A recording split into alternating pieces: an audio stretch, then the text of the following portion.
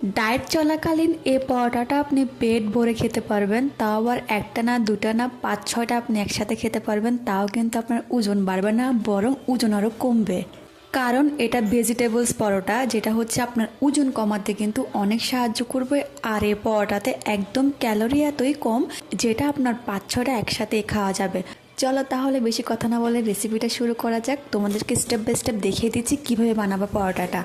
আমি এখানে নিয়েছি হচ্ছে গাজর, বাঁধাকপি, দেন হচ্ছে টমেটো, পেঁয়াজ, কাঁচামরিচ, ধনিয়া পাতা। আমার বাসায় যা সবজি ছিল আমি তাই নিয়েছি। তোমরা তোমাদের পছন্দ মতো এখানে আরও সবজি অ্যাড করতে পারো। দেন একটা বাটিতে আমি সবগুলো সবজি নিয়ে নিচ্ছি। তারপরে দিয়ে দিচ্ছি আমি এখানে ছোটো বাটি দিয়ে 1 বাটির মতো বেসন। বেসনে কিন্তু ক্যালোরি অনেক কম থাকে, তাই তোমরা এখানে আরও বেশিও অ্যাড করতে পারো। আমি যেহেতু একা খাবো তাই আমি এখানে অল্পটাই অ্যাড করলাম। তারপরে দিয়ে দিচ্ছি এখানে আমি লাল আটা আমি এখানে অল্প পরিমাণে দিলাম। তারপরে আমি এখানে কিছু মশলা অ্যাড করব, ধনিয়ার গুঁড়ি, তারপরে দিয়ে দিচ্ছি হচ্ছে 1 চামচের মতো মরিচের গুঁড়ি, ঝাল তোমাদের পছন্দ মতো দিতে পারো।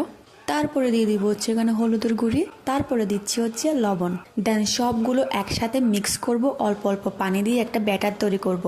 বেশি পাতলাও করব না, বেশি ঘনও করব না, একদম আঠালো টাইপের একটা ব্যাটার তৈরি করব।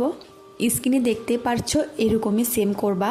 তারপর আমি একটা প্যানে অল্প তেল ব্রাশ করে দিচ্ছি, তোমরা চাইলে এখানে ঘিও ইউজ করতে পারো। তারপর আমি সে ব্যাটারটা প্যানের মধ্যে দিয়ে আস্তে আস্তে ছড়িয়ে দিচ্ছি, যাতে পরোটার মতো একটা শেপ আসে। দেন চুলা মিডিয়ামে রেখে আস্তে আস্তে আমি এটা সিদ্ধ করে নিব।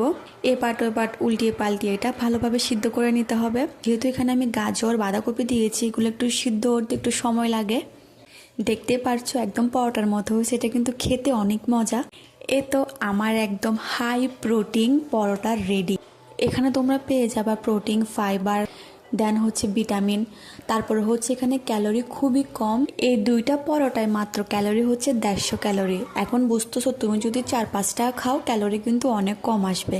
এই পরোটাটা কিন্তু সন্ধ্যার নাস্তার জন্য একদম বেস্ট, পেট ভরেও খেতে পারবা, দেন খেতেও কিন্তু টেস্টি লাগবে। এরকম আরও ডায়েট ফ্রেন্ডলি রেসিপির জন্য অবশ্যই কিন্তু আমাকে ফলো দিয়ে রাখবা। আর হ্যাঁ, ভিডিওটা ভালো লাগলে কিন্তু লাইক দিতে একদম ভুলবা না। দেন সবাই ভালো থাকিও, টাটা।